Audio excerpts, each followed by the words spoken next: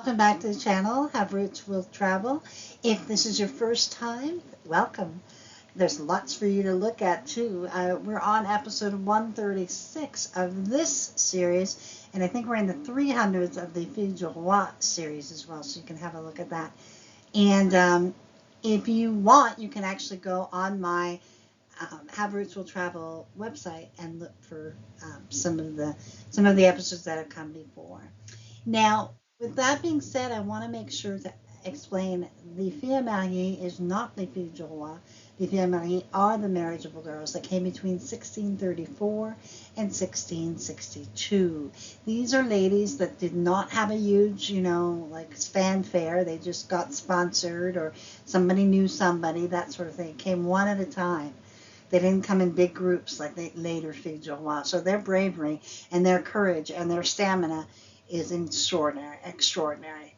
So that is why I wanted, when I was doing the Filles du Roi, I knew that there were women who had come before, and I needed to explore that as well. So they're totally different women. You can see the Filles du Roi and the Filles Mariées, just different experiences and what was going on in Quebec at that time as well. So before we begin, let me show you ways you can support the channel. The first three keep you in the know. Subscribe, like, and notify. The next three are ways to help the channel grow. We have YouTube memberships now that start at 99 cents. And then we also have my YouTube on my PayPal, on my Have Roots Will Travel website, and on the actual YouTube, there's a super thanks button. If you want to give a super thanks to a particular episode, you can do that, and it allows you to leave an amount of money, a tip, if you will. So I appreciate that. I giggle each time I get one. So thank you to those of you who have done that. You've made my day many times. So with that being said, let's get started and get to know our Fille Marie of this episode. Today we're going to look at Les Filles Mariées, episode 136, Marie Barbe Valade. And she comes to us from a viewer request. I was very happy to get to know Marie Barbe Valade. Let's have a look at her life.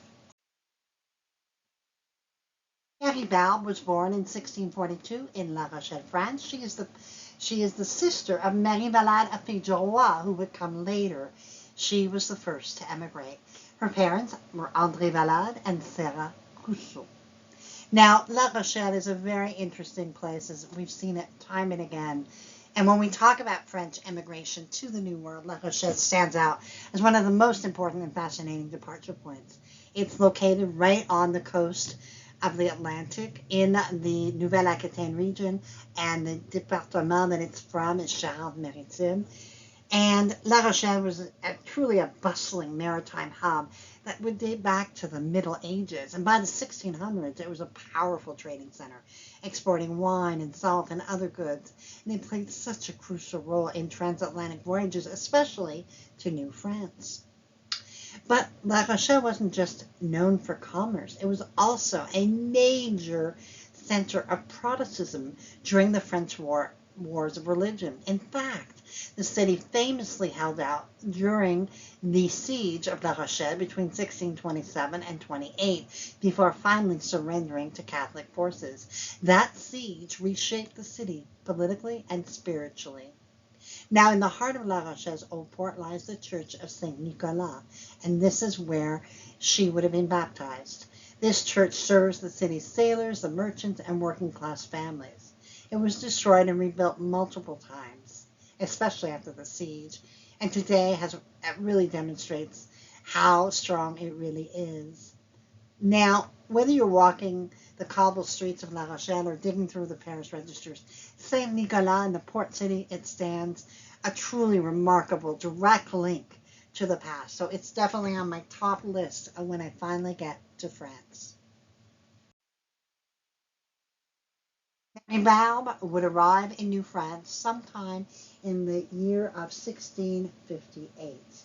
It is not clear if her father was alive or not, but we know that her mother was still alive. I suspect this was an opportunity for them to escape what was going on in France at that time, in La Rochelle, and to begin a new life. And certainly she paved the way for her sister. Now, the man that she would select as her groom, and who would select her, was a man named Michel l'Homme, which actually means Michel the man. And he was born about 1632 in a place called Bonnetable in France. His parents were Michel l'Homme and Marie Simon. Bonnetable is a small, picturesque town in the Sarthe department of the Pays de la Loire region. Its history dates back to at least the 11th century, with a long-standing tradition as a rural market town and community centers.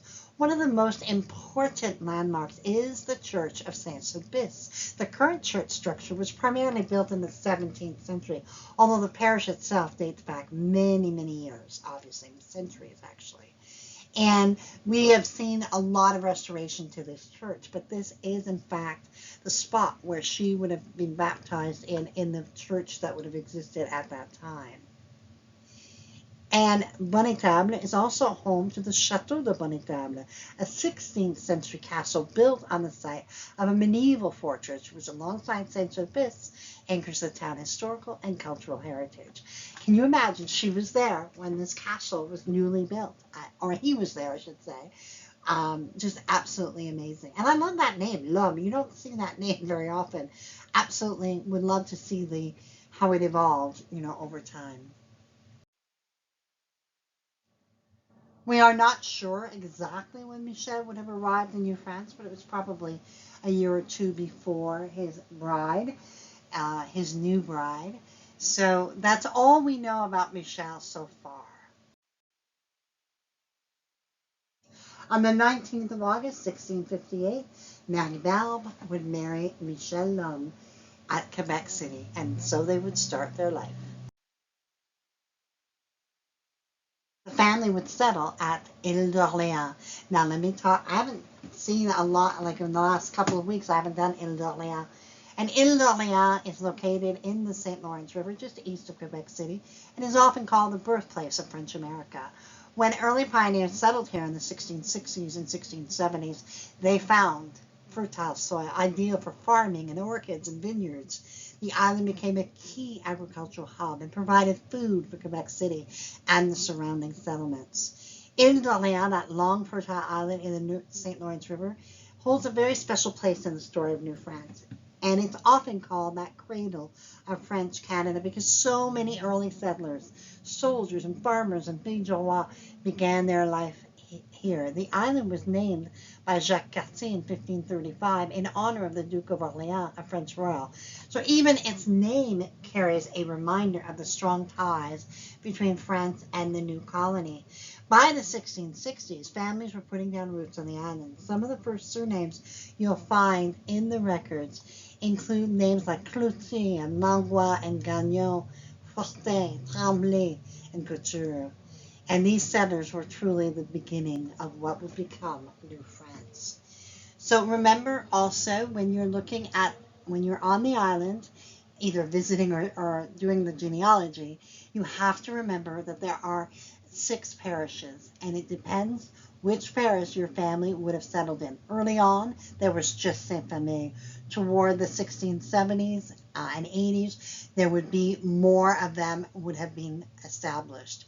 So in the 1667 census, we have Michel and his wife Marie, and then they have an 8-year-old son named Pierre, a 7-year-old named Michel. They have Marie and Romain, I haven't seen that name in a while, 14 months old. They would go on to have 8 children. Pierre would pass away before the 1681 census. Michel would marry Marie Marcotte, but did not leave any descendants before his early death at 26. Marie's mother was a fille du roi, Martine Tavery, who we profiled in episode 255. Marie married 3 times, but as far as I can tell, did not leave any descendants. Romain married Marie Drouet, but also did not leave any descendants. Adrien would pass away before the census. Barbe would marry Jean-Baptiste Lavoie and have 6 children, 5 of whom made it to adulthood. Marie-Madeleine married François Potvin and would have 4 children, one of whom made it to adulthood. And François Joseph died in infancy. So you can see that the lines of this particular family did not contain any descendants that carried the name L'Homme. So I find that really, really interesting. Sometime after the 1667 census, the family would move to Saint-Augustin de Demarre, which is a parish located just outside of Quebec City. And it has a very rich history, and it dates back to the very earliest days of New France. The area actually takes its name from the patron saint, Saint Augustine, and the Demarre Seigneurie, which was the people that owned it from 1646 onward, was the family, the Demarre family. And so really this name reflects both the spiritual and the, colonial New France history. In the 17th and 18th centuries, settlers in Saint-Auguste were primarily farmers and craftsmen. They cleared the dense forests and cultivated land. Families like, with surnames, and you might have some in your tree, Lemay, Fortin, Savard, Bédard, and Paris. These are among the very, very first early pioneers. So this is where they would settle. And I visited there. This picture up there is one taken by me, not the bottom. I didn't have an airplane. But it's just a really beautiful, beautiful little town. So just make sure you put it on your list if this is one of your ancestors. Michel would pass away in 1676. He did not live long enough to see the birth of his last child, François Joseph, who also passed away as well upon his birth. And Michel would have been in his mid-40s, and he and Marie Barbe would have been married a little less than 20 years. I can just only imagine Marie Barbe losing a child, losing her husband. Just a really, really challenging time. So the second groom that would come along for Marie Barbe was Jacques Maillard. Now Maillard actually means the best, just so you know, but that was his name.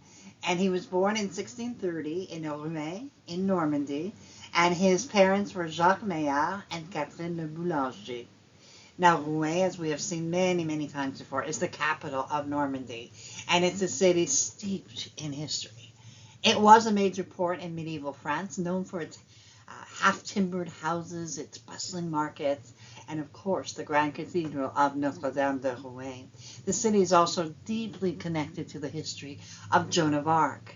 And Joan of Arc was tried and convicted and burned alive here in Rouen at the Place du Vieux Marché. Is there. There's a memorial to her as well. Now, just a few blocks away is Saint-Gervais Church, which is the church that Jacques would have been baptized in. And it was built on the site of ancient Christian worship. Saint-Gervais is where William the Conqueror, take you back or what, right? Died in 1087. So it just gives you an idea of the extraordinary history of Rouen and one of the most important cities in France in terms of New France and where people came from, where they emigrated from, that sort of thing. So absolutely very, very important to understand Rouen's significance. So her husband had passed away a year before, and by early January 28th, 1677, she and Jacques were married. They would go on to have two children. Marguerite would pass away in infancy, but Jean would marry Marie Leblanc, and they would have two children, both of whom survived. Marie's mother is Anne-Suzanne Roussenet, who we profiled in episode 278. I have a link in the notes if you want to pursue that line of research. And upon Marie's passing away, he married Elisabeth Verret, and with whom he would have 7 children, 5 of whom would make it to adulthood. In the 1681 census, we find Jacques Le Maillard with Marie Valade, And notice it actually tells you Veuve de Michel Lhomme. So it's very specific. Widow of Michel Lhomme. And their children, Michel Lhomme, Barbe Lhomme, and Marie Lhomme. So um, I don't know why Jean, their son, is not featured there, but certainly he was alive at that time. And they would have 6 arpents, which would mean about 4 to 5 acres of land. Jacques would pass away in 1700 at the Hôtel Dieu in Quebec at age 78. He and Barbe would have been married 23 years, so at least they achieved one level of romantic and personal happiness, one would hope. And Marie Barbe herself would die at the age of 82, 24 years later in 1724. This woman was strong. She would leave us 61 descendants as of 1729. An extraordinary life, Marie Barbe. We are so amazed by you. And the fact that you came and you dealt with, the loss of a first husband and then created a new life with a second husband. You also moved a great deal. And that's something that we as women today experience as well. So she had to kind of get used to on the island and then move to Saint Augustin de Marne and find that out. And so I think that she was a really brave person. And remember that we have her sister that comes as a fille du roi later on. So all of that being said is that this is a woman who knew what she wanted, was defiant and strong and brave. And we are so grateful she came to our shores and gave what she could to us. And she lasted long. She was in her 80s when she passed away. Just tremendous strength. I honor that. So thank you to my patrons and supporters and subscribers. So grateful for your support of me as well. So with that being said, I will see you on the next episode of Les Filles Mariées. Until then, au revoir.